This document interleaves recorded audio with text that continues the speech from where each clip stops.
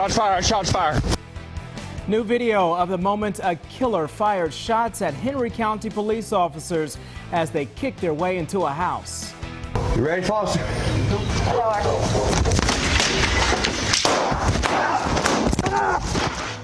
Just seconds later, you see another officer kicking and ripping a hole in a garage door so an officer could escape the gunfire.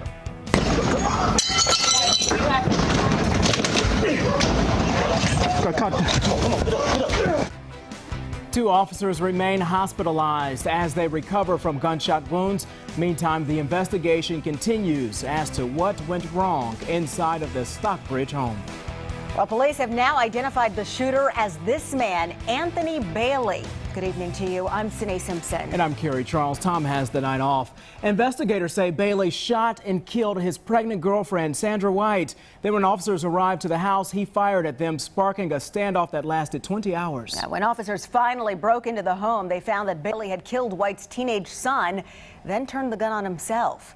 Fox 5's Claire Sims has been covering this story since it broke and joins us live from Henry County Police Headquarters. Claire, the police chief says his officers had no idea what to expect when they responded to that home. Yeah, White's sister told us earlier today that she was the one who called 911 when she spotted her sister lying on the garage floor bleeding. And officers initially thought they were going just for a medical call, and they had no idea what was waiting for them on the other side of that front door.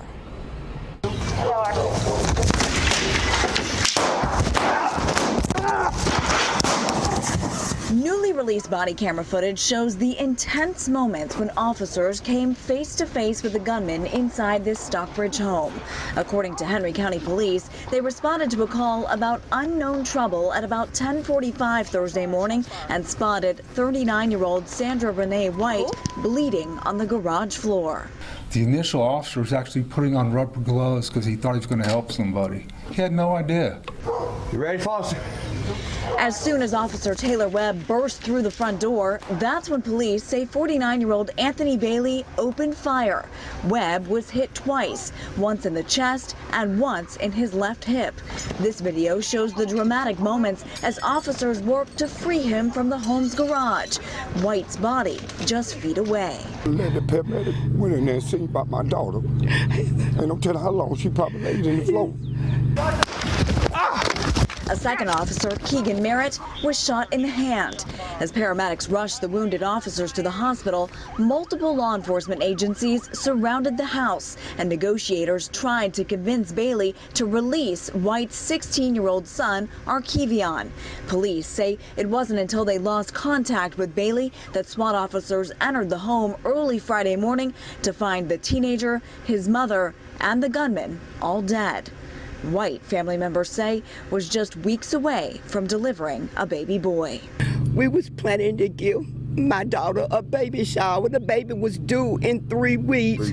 She didn't know anything about it. It was going to be a big celebration.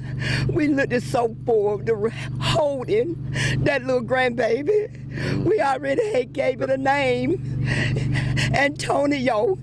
We had gave him his name. Investigators were back at the scene Friday, collecting any evidence that might explain what led up to this horrific tragedy. Please pray for the officers' full recovery and pray for the families that all lost a loved ones early this morning.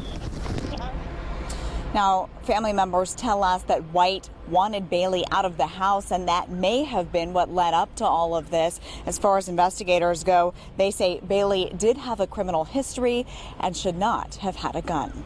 We are live in Henry County. Claire Sims, Fox 5 News. All right, thank you so much, Claire.